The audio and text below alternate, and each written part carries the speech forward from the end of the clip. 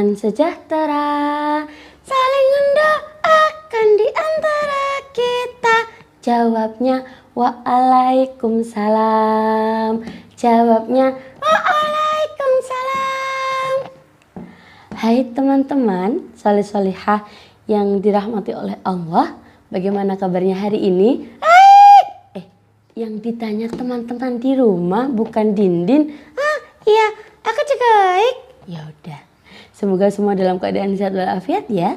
Alhamdulillah, kali ini kita berjumpa kembali dalam kisah bersama Bu Nabil di hari Jumat yang penuh barokah. Jumat yang penuh barokah yang insya Allah akan melipat gandakan setiap perbuatan kita di hari Jumat ini. Mau nggak, Din? Mau apa mau banget? Mau banget. Iya. Salah satu yang kita lakukan di hari Jumat apa ya, Din? Mandi. Membersihkan diri. Itu sampoan? Iya. Sabunan? Iya. Gosok gigi? Terus? Itu potong kuku? Betul, potong kuku. Dan apalagi? Sedekah yang sangat banyak. Lebar sekali. Maaf. Ya, betul sekali. Kalau di hari Jumat kita disunahkan untuk mandi, membersihkan semua tubuh kita, potong kuku, kemudian bersedekah, dan untuk yang arijal atau untuk laki-laki melaksanakan sholat Jumat berjamaah di masjid. Begitu ya teman-teman ya. Nah, kali ini Bu Nabil dan Dindin akan berkisah tentang Asbabun Nuzul. Surat apa, Din? Surat gajah. Surat gajah. Sebelum diartikan surat apa, Din? Al-Fil. Ya, betul sekali. Quran surat Al-Fil. Aku pintar. Iya, Dindin rajin menghafal. Iya dong. Emang hafalannya sudah sampai surat apa? Abasa. Wih, hebat sekali sudah sampai Abasa. Coba teman-teman di rumah mungkin mau mendengarkan. Oke, silahkan. A'udzubillahi minasyaitonirrajim. Bismillahirrahmanirrahim.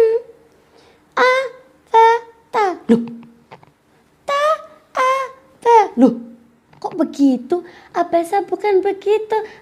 Pokoknya aku masih iso. Ya udah, kalau gitu teman-teman di rumah juga rajin menghafal ya, supaya Allah memberikan kita apa, Dinda? Mahkota di surga. Amin Allahumma amin. Nah, sebelum Bu Nabil melanjutkan kisah Asbabun Nuzul Quran surat Al-Fil dengan Dinda, lebih baik kita bersama-sama menyimak bacaan surat Al-Fil berikut ini. Siap? Siap! Silakan. Bismillahirrahmanirrahim. Alam tara kaifa fa'ala rabbuka bi ashabil fil. Alam yaj'al kaidahum fi tadlil. Wa arsala alaihim tayran ababil tarmihim bihijaratin min sijil faj'alahum ka'asfin ma'kul. Alhamdulillah, anak-anak soleh-solehah yang dirahmati Allah dan insya Allah juga menyayangi Allah, kita sudah bersama-sama membaca Quran surat Al-Fil, dan sekarang saatnya Bu Nabil akan membawakan sebuah kisah tentang Asbabun Nuzul Quran surat Al-Fil. Asbabun Nuzul itu apa sih, Bu Nabil? Asbabun Nuzul itu adalah peristiwa yang melatar belakangi turunnya sebuah ayat. Nah, kisahnya akan kita mulai membaca basmalah bersama-sama.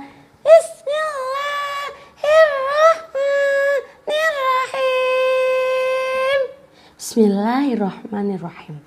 Pada zaman dulu, sebelum adanya agama Islam, ada sebuah kerajaan yang bernama Kerajaan Najasyi.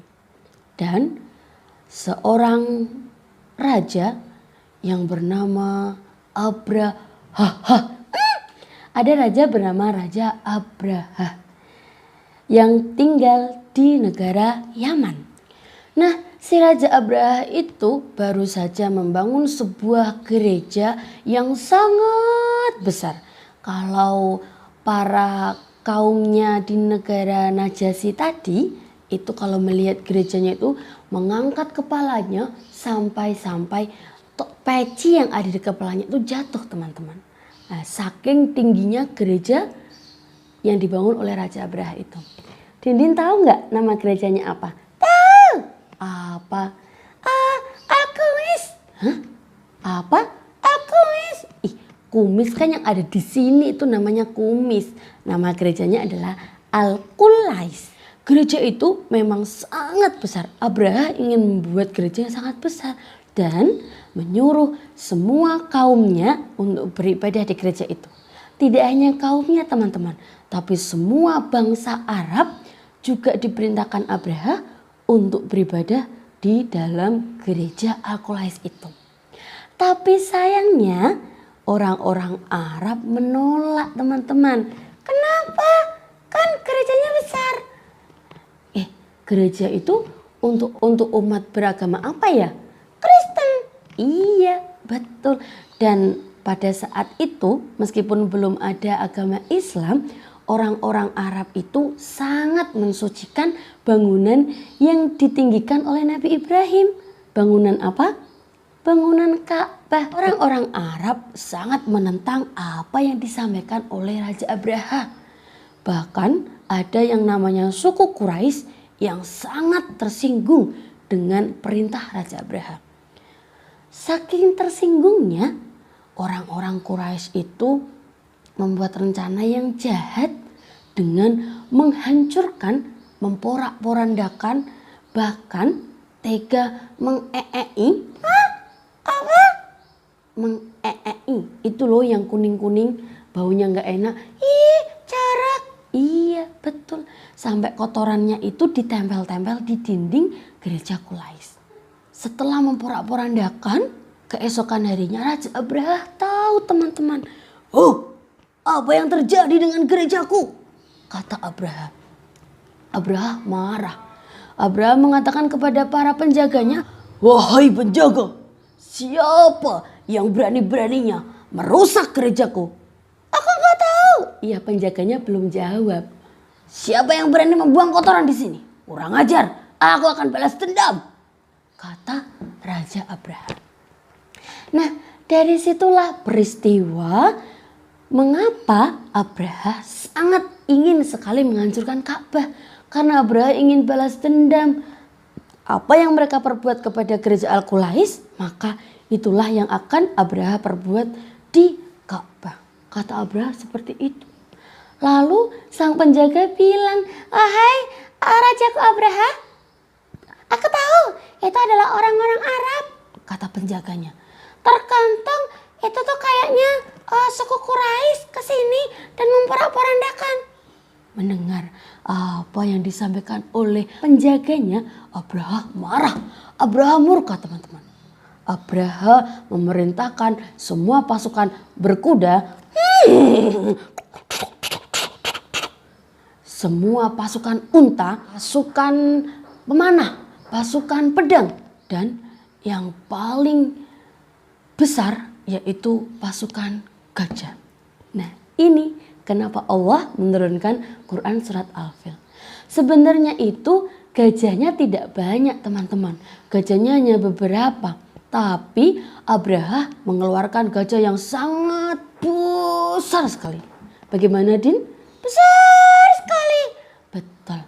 Ada satu pemimpin gajah pada saat itu dengan postur tubuh gajah yang sangat besar. Dia bernama Gajah Mahmud. Nah, kenapa yang dipilih pasukan gajah? Kenapa enggak pasukan unta aja? Kenapa enggak pasukan kuda aja? Kamu tahu? Ya, enggak tahu dong. Ya, oke, kalau gitu Bun Nabil kasih tahu ya. Nah, kenapa Abraha memilih pasukan bergajah? Karena postur tubuh gajah yang sangat besar, Abraha memerintahkan pasukan bergajahnya untuk menali kanan kiri depan belakang Ka'bah. Jadi ketika gajahnya itu belalainya digerakkan atau kakinya digerakkan, maka seketika itu Ka'bah akan roboh, teman-teman. Itu pemikirannya Abraha. Kira-kira bisa tidak ya Abraha merobohkan Ka'bah? Bisa. Bisa? Kan kita belum selesai ceritanya, Din. Oh iya. Terus kisahnya bagaimana lagi? Ya. Setelah Raja Abraha mengumpulkan banyak sekali pasukan, termasuk pasukan bergajah, Raja Abraha memulai perjalanan dari negara Yaman menuju ke kota Makkah. Jaraknya itu kurang lebih 1000 kilometer. Wah, berapa? 1000 kilometer. Jauh sekali. Nah, menuju perjalanan banyak sekali halangan dan rintangan yang didapati oleh Raja Abraha. Banyak peperangan, banyak pertikaian, tapi Raja Abraha berhasil memenangkan peperangan itu. Hingga pada akhirnya Raja Abraha sampai di lembah yang namanya Lembah Mughamas. Lembah apa, Din? Lembah Mughamas. Di Lembah Mughamas itu rasa sombongnya Raja Abraha sangat besar, teman-teman. Abraha mengira bahwa aku sudah menang peperangan itu, maka sebentar lagi aku akan mampu mendekati Makkah. Di Lembah Mughamas tadi ada rombongan Quraisy. Salah satu pemukanya adalah seorang kakek, yaitu kakeknya Nabi Muhammad. Ada yang tahu siapa nama kakeknya? Aku tahu. Siapa, Din? Siapa? Abdul Muthalib. Betul sekali. Nama kakek Nabi Muhammad adalah Abdul Muthalib. Tapi pada saat itu Nabi Muhammad belum lahir ya, teman-teman ya. Karena Raja Abraha itu sombong, Raja Abraha itu merasa bahwa dia yang paling hebat. Dia memerintahkan kepada pasukannya untuk menjarah atau untuk mencuri hewan ternak milik kaum Quraisy, salah satunya milik Abdul Muthalib. Tidak tanggung-tanggung, teman-teman, yang diambil Raja Abraha. Abdul Muthalib memiliki 200 unta dan semuanya diambil oleh Raja Abraha. Betul sekali. Jangan ditiru ya. Mencuri itu perbuatan yang tidak penjarahan atau setelah melakukan pencurian. Kita lanjutkan lagi. 200 ekor unta milik Abdul Muthalib. Raja Abraha memerintahkan pasukannya untuk bertemu dengan Abdul Muthalib. Disuruh mengatakan bahwa Raja Abraha akan menghancurkan kota Makkah. Dan Abdul Muthalib diminta untuk bertemu dengan Raja Abraha. Maka saat itu, Din, Abdul Muthalib pun bertemu dengan Raja Abraha. Raja Abraha sudah sangat sombong, teman-teman. Mengira bahwa nanti Abdul Muthalib datang di hadapannya akan mengatakan bahwa jangan ke Mekah. Terus kemudian dia akan berperang dengan Abraha. Ternyata yang dipikirkan Abraha itu salah besar. Abdul Muthalib datang bertemu dengan Raja Abraha itu tujuannya adalah meminta untanya 200 ekor. Oh, enggak disuruh pulang aja, enggak usah nyelakain Ka'bah. Nah, ini adalah jawaban dari Abdul Muthalib. Abdul Muthalib mengatakan bahwa yang aku punya adalah 200 ekor unta. Selebihnya itu bukan milikku, maka aku kesini ingin mendapatkan milikku. Raja Abraha mengatakan kepada Abdul Muthalib, wahai kakek tua, aku kan mau merusak Ka'bah, tempatmu, tempat orang-orang Arab mensucikannya. Kenapa kamu tenang-tenang saja? Iya, karena Ka'bah itu bukan milik kami. Ka'bah itu milik Allah. Kami tidak bisa melarang kamu untuk menghancurkan Ka'bah. Tapi Allah lah yang akan melindungi Ka'bah, kata Abdul Muthalib. Lalu dengan perasaan yang kecewa, Abraha mengembalikan 200 ekor unta itu. Abraha semakin yakin, semakin mantap untuk melanjutkan perjalanan menuju ke kota Makkah bersama para pasukannya dengan tujuan menghancurkan Ka'bah. Keesokan harinya, pasukan Abraha melanjutkan perjalanan menuju ke kota Makkah. Tapi sebelum sampai di kota Makkah, tepatnya di Wadi Muhasir atau lebih dikenal dengan Mina, tiba-tiba, ada apa? Tiba-tiba pasukan bergajah yang sangat besar, yang tadi gajahnya namanya apa, Din? Mahmud. Betul. Pasukan bergajah dengan komandan gajah besar Mahmud tadi terduduk. Nah, komandannya duduk, maka semua pasukan-pasukannya ikut duduk semua teman-teman. Kok duduk? Betul sekali. Allah memerintahkan pasukan-pasukan bergajah itu duduk, maka mereka patuh kepada perintah Allah. Nah, Abraha bersama para prajuritnya kebingungan. Bagaimana ini? Kenapa gajah-gajah itu bisa duduk? Kata Abraha. Mereka melakukan berbagai cara, dipukul, ditarik, diapakan saja, gajahnya tetap gak mau teman-teman. Kalau disuruh pulang ke Yaman, gajahnya berdiri. Tapi kalau disuruh menuju ke arah Makkah, gajahnya gak mau berdiri sama sekali. Keren! Betul sekali. Itu taatnya gajah pada Allah. Nah, seketika itu Allah Subhanahu wa Ta'ala memerintahkan sekumpulan burung yang berbondong-bondong berasal dari arah lautan. Menurut riwayat, burung itu berwarna hijau dengan kepala mirip seperti hewan buas. Hijau? Kepalanya kayak hewan buas? Betul sekali. Dan di cakarnya, burung-burung itu membawa batu hitam yang sangat panas. Menakutkan.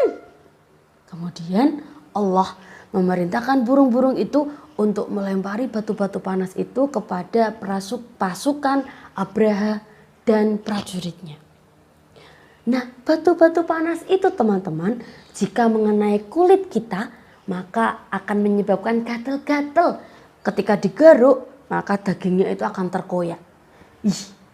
Mengerikan ya. Nah, itu adalah azab Allah untuk orang-orang yang berusaha merobohkan rumah suci Allah, yaitu Ka'bah. Teman-teman, tahu nggak apa nama burung itu? Aku tahu. Apa, Din? Burung ababil. Kita luruskan yuk. Burung ababil itu artinya adalah burung yang berbondong-bondong. Jadi namanya bukan burung ababil, ya. Tapi orang-orang mengenalnya burung yang diutus Allah itu adalah burung ababil. Padahal ababil itu artinya adalah berbondong-bondong. Kemudian setelah peristiwa itu banyak sekali pasukan atau prajurit dari Raja Abraha meninggal dunia seketika itu. Terus Raja Abrahanya juga mati ya? Nah, di sini Allah menunjukkan kebesarannya. Allah menurunkan azab untuk Raja Abraha yang ingin menghancurkan Ka'bah itu dengan sakit yang sangat menjijikkan. Apa itu? Sakitnya adalah kulitnya itu terluka karena tadi terkena lemparan batu panas. Kemudian kulitnya juga terkoyak. Dan riwayat jantungnya itu sampai keluar dari tubuhnya. Gila nih. Betul. Itu adalah azab untuk orang-orang yang berusaha merusak Baitullah, merusak Ka'bah. Oh gitu ya, jadi kita nggak boleh ya? Iyalah, kita tidak boleh merusak tempat peribadatan siapapun. Apalagi merusak tempat peribadatan umat Islam yang dijaga langsung oleh Allah Subhanahu wa Ta'ala. Aku jadi tahu ceritanya. Betul sekali. Alhamdulillah, kisah yang disampaikan Bu Nabil tentang asbabun nuzul turunnya Quran surat Al-Fil sudah selesai Bu Nabil sampaikan. Semoga bermanfaat ya teman-teman ya. Iya. Nah, hikmah yang dapat kita ambil dari kisah ini adalah satu. Kita tidak usah khawatir ketika ada orang-orang yang ingin memusuhi agama Islam, yang ingin merobohkan masjid, ingin merobohkan Baitullah, ingin merusak Al-Quran. Karena Allah lah yang langsung menjaga Al-Quran, masjid, dan juga Baitullah. Ya kan? Tapi kita juga tidak bisa seenaknya, udah dijaga sama Allah jadi kita juga nggak perlu menjaga. Tidak, kita lebih-lebih harus menjaganya teman-teman. Bagaimana cara menjaganya? Kalau Al-Quran selalu dibaca, dihafalkan. Kalau masjid itu selalu didatangi, dibersihkan masjidnya. Dan yang kedua, tadi orang-orang Quraisy belum mengenal agama Islam karena Rasulullah belum lahir. Tapi mereka sudah mengenal Tuhan, yaitu Allah Subhanahu wa taala. Yang wajib kita sembah hanya satu, yaitu Allah. Tidak ada zat yang pantas disembah kecuali Allah. Jadi kalau kita menyembah selain Allah, maka itu disebut kafir. Tidak boleh, neraka tempatnya. Yang ketiga, seandainya orang-orang Quraisy itu tidak mengganggu Raja Abraha, tidak memporak-porandakan Al-Qulais, mungkin Raja Abraha tidak ada keinginan untuk menghancurkan Ka'bah. Tapi semua dimulai dari perilaku yang buruk, teman-teman. Jadi pesan Bun Nabil, berperilakulah yang baik kepada teman, kepada ayah, ibu, kepada saudara, bahkan kepada orang-orang yang berbeda dengan kita. Maka kita harus tetap berbuat kebaikan. Siapa yang menanam kebaikan, maka dia yang akan menuainya. Dan siapa yang menanam keburukan atau kejelekan, maka dia pula yang akan mendapatkannya. Dan yang terakhir, kita meneladani dari sikap gajah. Gajah itu seorang hewan, tapi dia sangat setia. Dia sangat patuh dengan apa yang diperintah Allah. Nah, kita jangan sampai kalah dengan gajah. Kita harus patuh terhadap perintah Allah. Sholat 5 waktu, membaca Al-Quran, berbakti kepada orang tua. Apalagi Din? Sedekah. Betul, sedekah. Apalagi Din? Sekolah yang rajin. Betul. Terus berperilaku baik. Ya, berperilaku baik. Begitu. Cukup kisah dari Bun Nabil. Mohon maaf jika dalam penyampaian Bun Nabil ada salah. Dimaafkan teman-teman. Sampai jumpa di lain kesempatan. Bun Nabil akhiri. Wassalamualaikum. Apa jangan dipotong? Aku juga belum salam. Oh iya, tapi ketika ada orang berbicara tidak boleh memotong ya Din. Maaf. Namanya nggak sopan. Oke? Iya. Ya sudah. Bun Nabil ulangi. Dari Bun Nabil mohon maaf. Dari Din, aku juga minta maaf. Iya, dari Din dan Bun Nabil cukup sekian. Bun Nabil akhiri. Assalamualaikum warahmatullahi wabarakatuh.